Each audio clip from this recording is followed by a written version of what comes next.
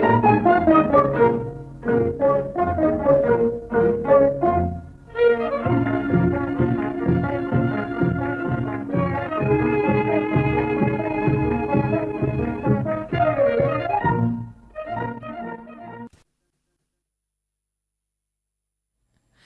संध्या श्रोता बंधु आपणଙ୍କୁ आकाशवाणी कार्यक्रम को स्वागत तथा अभिनंदन।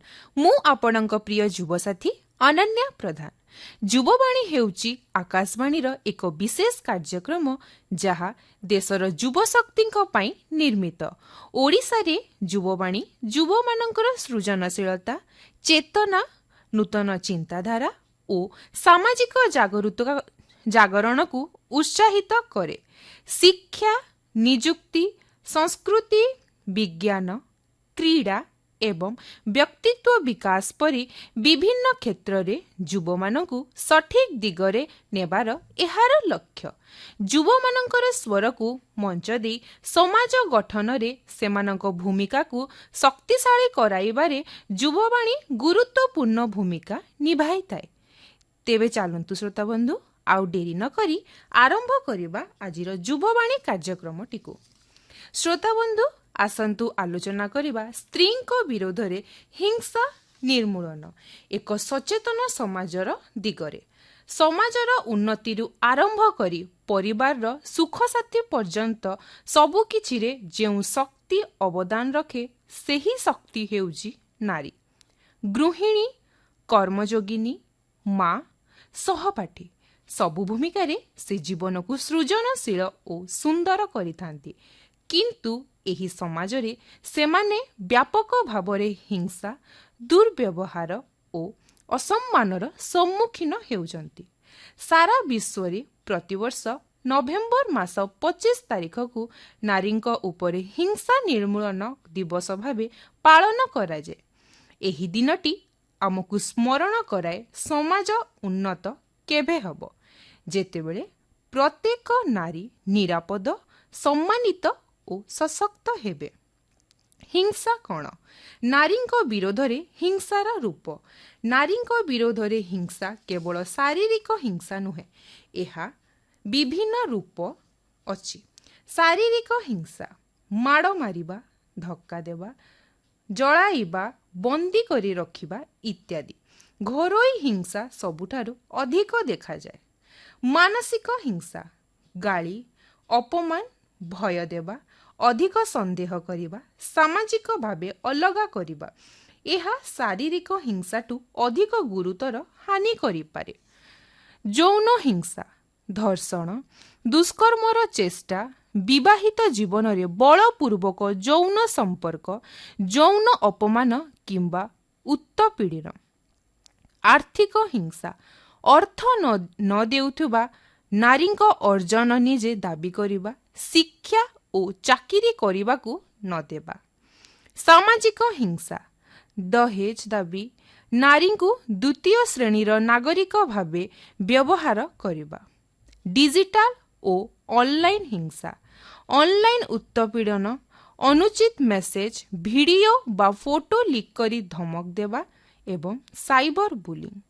हिंसार कारण समाजर मूल समस्या नारींक उपरे हिंसार प्रधान कारण हेउची पुरुषतंत्रीय चेतना, पुरुष मुख्य नारी अनुगत एही भावना सेठी अछि जेउठारे हिंसार मूल रोपण हुए। अशिक्षा और अज्ञानता अधिकांश घटना देखा जाए सेमानंक मध्यरे जेउठारे शिक्षा, बोध और सचेतनतार अभाव थाए। दहेज प्रथा ओडिशा सहित भारतर अनेक अंचल रे एही प्रथा नारी को मूल्यहीन वस्तु भावे प्रतिष्ठा करे। नारी आर्थिक निर्भरता निज अर्थनैतिक स्वाधीनता नथिले नारी हिंसा विरोध रे कहिबाकू भय करंती। आईन संपर्क रे अज्ञानता नारी माने आपणक अधिकार विषय रे जणांती नाही। नारी सशक्तिकरण शिक्षा नारी जेतेबेले शिक्षित हेबे हिंसा विषय रे सचेतन हेबे। आर्थिक स्वाधीनता स्वावलंबी नारी अन्यायर विरोध रे ठिया हेबा शिखै थाए। ସାମାଜିକ ସମର୍ଥନ, ପରିବାର, ପଡ଼ୋଶୀ, ସମାଜ ସମସ୍ତଙ୍କ ଉତ୍ସାହ ବର୍ଦ୍ଧନ ଦରକାର। ସଚେତନତା କାର୍ଯ୍ୟକ୍ରମ, ଆଜିକାଲି ରେଡ଼ିଓ, ସ୍କୁଲ, କଲେଜ ଓ ପଞ୍ଚାୟତରେ ବିଭିନ୍ନ କାର୍ଯ୍ୟକ୍ରମ ମାଧ୍ୟମରେ ସଚେତନ କରାଇବା ଆବଶ୍ୟକ। ନାରୀ ଗୋଷ୍ଠୀ ଓ ସଂଗଠନ, SHG, ମହିଳା ମଣ୍ଡଳ ଇତ୍ୟାଦି ନାରୀଙ୍କୁ ଶକ୍ତି ଦେଇଥାଏ। ଆସନ୍ତୁ ଆଲୋଚନା କରିବା ସମାଜର କର୍ତ୍ତବ୍ୟ। ଆମେ କ'ଣ କରିପାରିବା? ହିଂସାକୁ ଲୁଚାଇବା ନାହିଁ, ପୀଡ଼ିତାଙ୍କୁ ସହଯୋଗ, ତାଙ୍କୁ ଦୋଷୀ ନ ଭାବି ବିପରୀତରେ ସାହାଯ୍ୟ କରିବା, ପୁରୁଷଙ୍କ ମନୋଭାବ ପରିବର୍ତ୍ତନ, ଦହେଜ ବିରୋଧରେ ଦୃଢ଼ ଅସ୍ୱୀକୃତି, ମାଧ୍ୟମ ଓ ସାହିତ୍ୟର ସକାରାତ୍ମକ ଭୂମିକା, ଆକାଶବାଣୀ, ସିନେମା, ନାଟକ, ସାହିତ୍ୟ ଏହିସବୁ ଦ୍ୱାରା ନାରୀଙ୍କ ସମ୍ମାନ ବଢ଼ାଇବା। ଓଡ଼ିଶାର ପରିପ୍ରେକ୍ଷ୍ୟ, ଗୁରୁତ୍ୱପୂର୍ଣ୍ଣ ସନ୍ଦେଶ, ଓଡ଼ିଶା ଐତିହ୍ୟରେ ନାରୀଙ୍କ ସ୍ଥାନ ଅତ୍ୟନ୍ତ ସମ୍ମାନୀୟ। ସମାନତା ବିନା ସମାଜର ଉନ୍ନତି କେବେ ମଧ୍ୟ ହୋଇପାରିବ ନାହିଁ। ନାରୀଙ୍କ ଉପରେ ହିଂସା କେବଳ ନାରୀଙ୍କ ନୁହେଁ, ଏହା ମାନବତା ବିରୋଧରେ ଅପରାଧ। ତେବେ ଆସୁ ଶ୍ରୋତାବନ୍ଧୁ, ଆଲୋଚନା କରିବା ସୌରଶକ୍ତି ବିଷୟରେ ଅପର୍ଣ୍ଣା ଅପରୂପାଙ୍କ ସହିତ। ସୌର ପ୍ରଯୁକ୍ତି ଆଧୁନିକ ବିଶ୍ୱର ବର୍ଦ୍ଧିତ ଶକ୍ତି ଚାହିଦା ଏବଂ ପରିବେଶଗତ ଆହ୍ୱାନର ସବୁଠାରୁ ଶକ୍ତିଶାଳୀ ଏବଂ ଆଶାଜନକ ସମାଧାନ ଭାବରେ ସୌର ପ୍ରଯୁକ୍ତି ବିଦ୍ୟା ଉଭା ହୋଇଛି। ଜନସଂଖ୍ୟା ବୃଦ୍ଧି ଏବଂ ଶିଳ୍ପ ସମ୍ପ୍ରସାରଣ ସହିତ ପ୍ରତିବର୍ଷ ବିଶ୍ୱର ବିଦ୍ୟୁତ୍ ଆବଶ୍ୟକତା ବୃଦ୍ଧି ପାଉଛି। ଯେତେବେଳେ ଜୀବାଶ୍ମ ଇନ୍ଧନ ବ୍ୟବହାରର କ୍ଷତିକାରକ ପ୍ରଭାବ ଯେପରିକି ପ୍ରଦୂଷଣ, ଜଳବାୟୁ ପରିବର୍ତ୍ତନ ଏବଂ ପ୍ରାକୃତିକ ସମ୍ବଳର ହ୍ରାସ ଅଧିକ ଉଦ୍ବେଗଜନକ ହୋଇଯାଇଛି। ଏହି ପରିସ୍ଥିତିରେ ନବୀକରଣ ଯୋଗ୍ୟ ଶକ୍ତି ଆଡ଼କୁ ପରିବର୍ତ୍ତନ ଜରୁରୀ ହୋଇଯାଇଛି ଏବଂ ସମସ୍ତ ଉପଲବ୍ଧ ନବୀକରଣ ଯୋଗ୍ୟ ସମ୍ବଳ ମଧ୍ୟରେ ସୌରଶକ୍ତି ଉଭା ହୋଇଛି, କାରଣ ଏହା ପ୍ରଚୁର, ସ୍ୱଚ୍ଛ ଏବଂ ସାର୍ବଜନୀନ। ଏହି ପରିସ୍ଥିତିରେ ନବୀକରଣ ଯୋଗ୍ୟ ଶକ୍ତି ଆଡ଼କୁ ପରିବର୍ତ୍ତନ ଜରୁରୀ ହୋଇଯାଇଛି ଏବଂ ସମସ୍ତ ଉପଲବ୍ଧ ନବୀକରଣ ଯୋଗ୍ୟ ସମ୍ବଳ ମଧ୍ୟରେ ସୌରଶକ୍ତି ଉଭା ହୋଇଛି, କାରଣ ଏହା ପ୍ରଚୁର, ସ୍ୱଚ୍ଛ ଏବଂ ସାର୍ବଜନୀନ। ସୂର୍ଯ୍ୟ ପ୍ରତିଦିନ ବିପୁଳ ପରିମାଣରେ ଶକ୍ତି ବିକରଣ କରେ, ଯାହା ବିଶ୍ୱ କେବେ ବ୍ୟବହାର କରିପାରିବ ତାଠାରୁ ବହୁତ ଅଧିକା, ଏବଂ ସୌର ପ୍ରଯୁକ୍ତି ବିଦ୍ୟା ଆମକୁ ଏହି ପ୍ରାକୃତିକ ଶକ୍ତିର ମାତ୍ର ଏକ ଅଂଶ ଧରି ସୌରକୋଠା ଏବଂ ସୌର ସ୍ମାର୍ଟ ସୋଲାର ଗ୍ରିଡ୍କୁ ବିକଶିତ ହୋଇଛି, ଯାହା ଏହାକୁ ବିଶ୍ୱର ଦ୍ରୁତ ଅଭିବୃଦ୍ଧିଶୀଳ ଶକ୍ତି କ୍ଷେତ୍ର ମଧ୍ୟରୁ ଗୋଟିଏ କରିଛି। ସୌର ପ୍ରଯୁକ୍ତି ମୁଖ୍ୟତଃ ଦୁଇଟି ପ୍ରମୁଖ ପଦ୍ଧତି ମାଧ୍ୟମରେ କାର୍ଯ୍ୟ କରିଥାଏ: ସୋଲାର ଫୋଟୋଭୋଲ୍ଟିକ୍ ପ୍ରଣାଳୀ ଏବଂ ସୌର ତାପଜ ପ୍ରଣାଳୀ। ଫୋଟୋଭୋଲ୍ଟିକ୍ ସିଷ୍ଟମ ସିଲିକନ୍ ପରି ସେମିକଣ୍ଡକ୍ଟର ସାମଗ୍ରୀ ବ୍ୟବହାର କରି ସୂର୍ଯ୍ୟାଲୋକକୁ ସିଧାସଳଖ ବୈଦ୍ୟୁତିକ ସ୍ରୋତରେ ରୂପାନ୍ତରିତ କରେ। ଯେତେବେଳେ ସୂର୍ଯ୍ୟ କିରଣରୁ ଫୋଟୋନ୍ସ ଗୁଡ଼ିକ ଫୋଟୋଭୋଲ୍ଟାଇକ୍ କୋଷଗୁଡ଼ିକୁ ଆଘାତ କରନ୍ତି, ଇଲେକ୍ଟ୍ରନ୍ସ ଗୁଡ଼ିକ ଉତ୍ତେଜିତ ହୁଅନ୍ତି ଏବଂ ପ୍ରବାହିତ ହେବା ଆରମ୍ଭ କରନ୍ତି, ବିଦ୍ୟୁତ୍ ଉତ୍ପାଦନ କରନ୍ତି। ଅନ୍ୟପକ୍ଷରେ ସୌର ତାପଜ ପ୍ରକୃତି ବିଦ୍ୟା ଆଲୋକ ପରିବର୍ତ୍ତେ ସୂର୍ଯ୍ୟଙ୍କ ତାପ ଶକ୍ତିକୁ ଧରିବା ଉପରେ ଧ୍ୟାନ ଦେଇଥାଏ। ସୌର ୱାଟର ହିଟର, ସୌର କୁକର ଏବଂ ଘନୀଭୂତ ସୌର ଶକ୍ତି CSP ପ୍ଲାଣ୍ଟ ଗୁଡ଼ିକୁ ତାପ ଏବଂ ବିଦ୍ୟୁତ୍ ଉତ୍ପାଦନ ପାଇଁ ଏହି ନୀତି ବ୍ୟବହାର କରନ୍ତି। ମିଳିତ ଭାବେ ଏହି ପ୍ରଯୁକ୍ତି ବିଦ୍ୟା ଘର, ଶିଳ୍ପ, କୃଷି ଏବଂ ସାର୍ବଜନୀନ ଭିତ୍ତିଭୂମିରେ ବ୍ୟାପକ ସୌର ପ୍ରୟୋଗକୁ ସକ୍ଷମ କରିଥାଏ।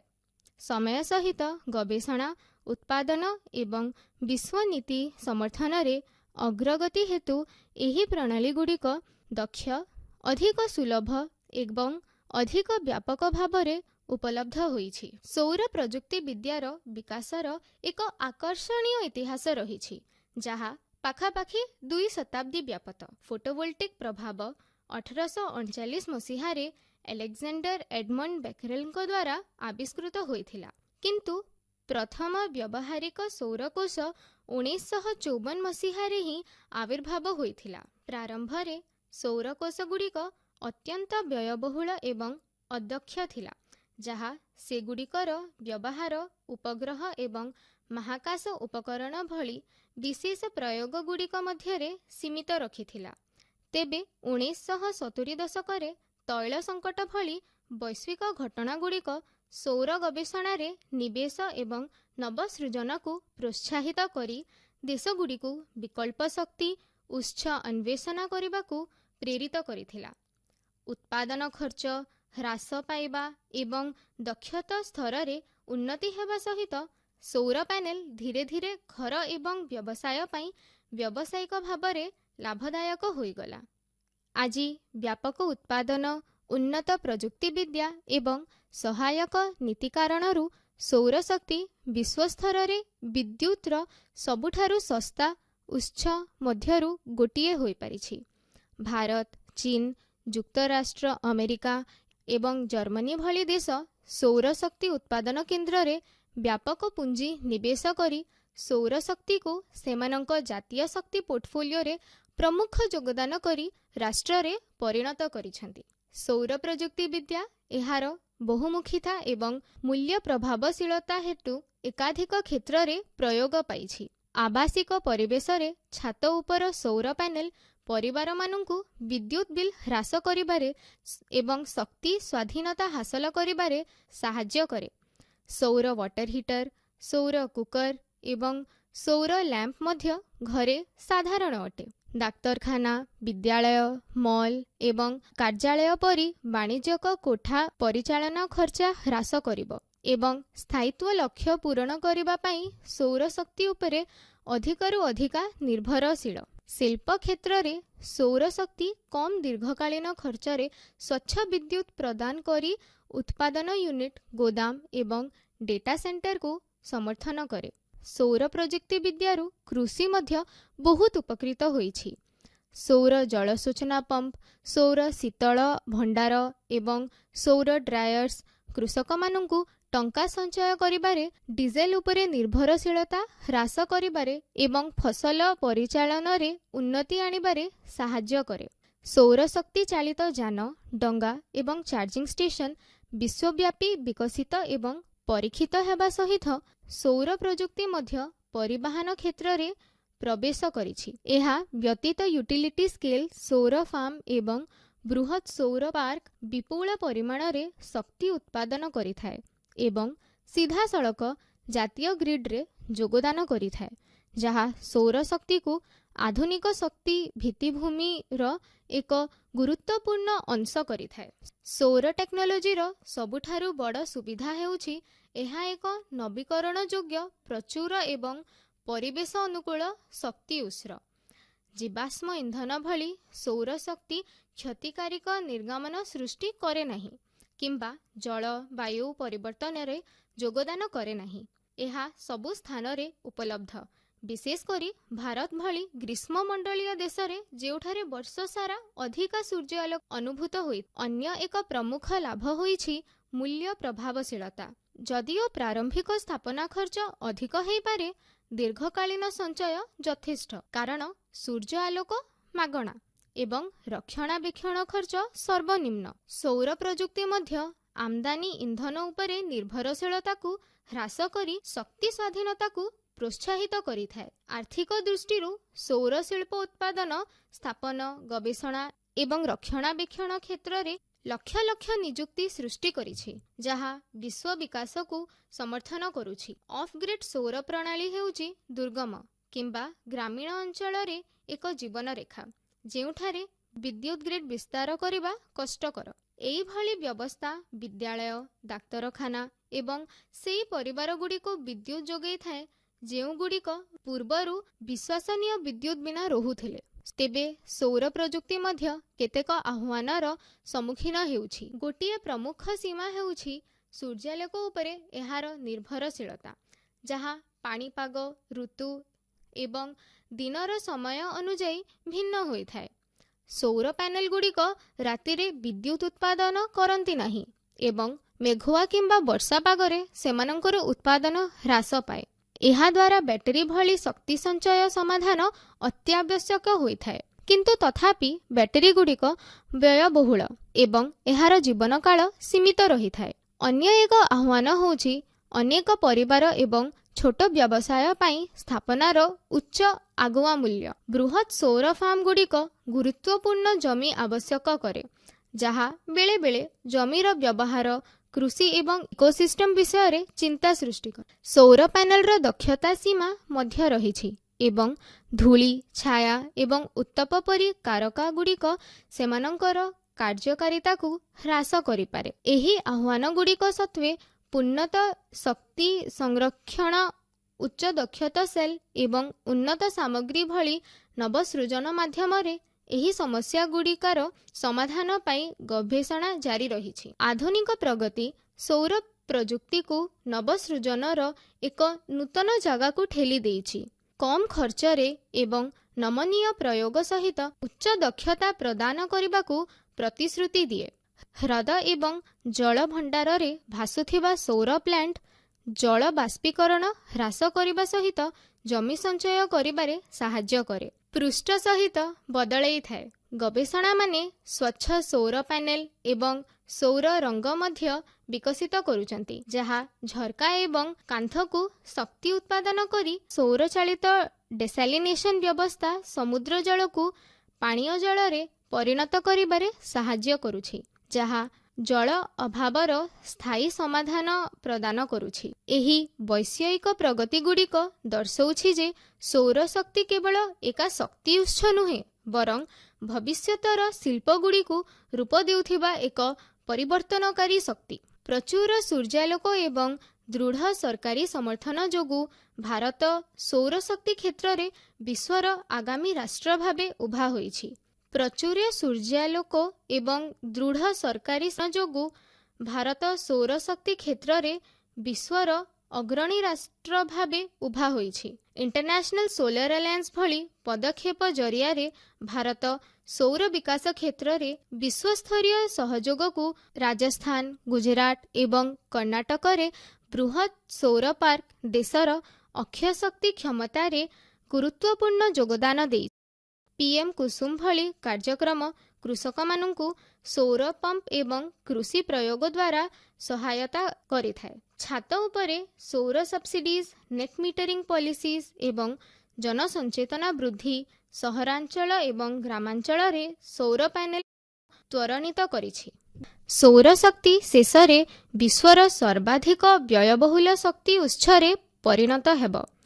ଆଗାମୀ ବର୍ଷଗୁଡ଼ିକ 30%ରୁ ଅଧିକ ଦକ୍ଷତା ସ୍ତର ସହିତ ସୌର ପ୍ୟାନେଲ, ଉନ୍ନତ ବ୍ୟାଟେରୀ ଟେକ୍ନୋଲୋଜି ଯାହା 24 ଘଣ୍ଟା ଶକ୍ତି ସଞ୍ଚୟ କରେ ଏବଂ ସ୍ମାର୍ଟ ଗ୍ରିଡ୍ ଯାହା ସୌରଶକ୍ତି ଅଧିକ ପ୍ରଭାବଶାଳୀ ଭାବରେ ବିତରଣ କରେ। ଆର୍ଟିଫିସିଆଲ ଇଣ୍ଟେଲିଜେନ୍ସ ଏବଂ ଇଣ୍ଟରନେଟ୍ ଅଫ୍ ଥିଙ୍ଗସ୍ ପ୍ରଯୁକ୍ତି ସୌର ପ୍ରଣାଳୀକୁ ଅଧିକ ସହଜ ଏବଂ ଦକ୍ଷତାର ସହିତ ପରିଚାଳନା କରିବାରେ ସାହାଯ୍ୟ କରିବ। ସୌର ଚାଳିତ ହାଇଡ୍ରୋଜେନ ଉତ୍ପାଦନ ଜୀବାଶ୍ମ ଇନ୍ଧନ ପାଇଁ ଏକ ସ୍ୱଚ୍ଛ ଏବଂ ସ୍ଥାୟୀ ବିକଳ୍ପ ପ୍ରଦାନ କରି ଇନ୍ଧନ ଶିଳ୍ପରେ ବୈପ୍ଳବିକ ପରିବର୍ତ୍ତନ ଆଣିପାରେ। ସୌରଶକ୍ତି ଏକ ସ୍ଥାୟୀ, ନମନୀୟ ଏବଂ ପରିବେଶ ସଚେତନ ବିଶ୍ୱ ନିର୍ମାଣରେ ଏକ ପ୍ରମୁଖ ଭୂମିକା ଗ୍ରହଣ କରିବ। ସୌର ପ୍ରଯୁକ୍ତି ବିଦ୍ୟା ଏକ ସ୍ୱଚ୍ଛ, ସବୁଜ ଏବଂ ଅଧିକ ସ୍ଥାୟୀ ଭବିଷ୍ୟତ ଦିଗରେ ଏକ ଶକ୍ତିଶାଳୀ ପଥକୁ ପ୍ରତିନିଧିତ୍ୱ କରେ। ଏହା ନବୀକରଣ ଯୋଗ୍ୟ, ପ୍ରଚୁର ଏବଂ ପରିବେଶ ଅନୁକୂଳ ଜୀବାଶ୍ମ ଇନ୍ଧନର ବିକଳ୍ପ ପ୍ରଦାନ କରି ବିଶ୍ୱ ଶକ୍ତି ପରିଦୃଶ୍ୟକୁ ପରିବର୍ତ୍ତନ କରିସାରିଛି। ଗୃହ ଏବଂ ଶିଳ୍ପଠାରୁ ଆରମ୍ଭ କରି କୃଷି ଏବଂ ପରିବହନ ପର୍ଯ୍ୟନ୍ତ ସୌରଶକ୍ତି ଅଭିବୃଦ୍ଧି ମଧ୍ୟବର୍ତ୍ତିତ ଉଚ୍ଚ ପ୍ରାରମ୍ଭିକ ବ୍ୟୟ ଏବଂ ଜମିର ଆବଶ୍ୟକତା ଭଳି ଆହ୍ୱାନଗୁଡ଼ିକ ରହିଥିବା ବେଳେ ନିରନ୍ତର ପ୍ରଗତି ଏବଂ ସହାୟକ ନୀତିଗୁଡ଼ିକ ଏହି ସୀମାବଦ୍ଧତାଗୁଡ଼ିକୁ ଦ୍ରୁତ ଗତିରେ ଅତିକ୍ରମ କରୁଛନ୍ତି। ଯେହେତୁ ବିଶ୍ୱ ଏକ ଅଧିକ ସ୍ଥାୟୀ ଶକ୍ତି ଭବିଷ୍ୟତ ଆଡ଼କୁ ଅଗ୍ରସର ହେଉଛି, ସୌର ପ୍ରଯୁକ୍ତି ବିଦ୍ୟା ଶକ୍ତି ସୁରକ୍ଷା, ପରିବେଶ ସୁରକ୍ଷା ଏବଂ ଦୀର୍ଘକାଳୀନ ଅର୍ଥନୈତିକ ବିକାଶ ଦିଗରେ ରାଷ୍ଟ୍ରମାନଙ୍କୁ ମାର୍ଗଦର୍ଶନ କରି ଅଗ୍ରଭାଗରେ ଛିଡ଼ା ହୋଇଛି।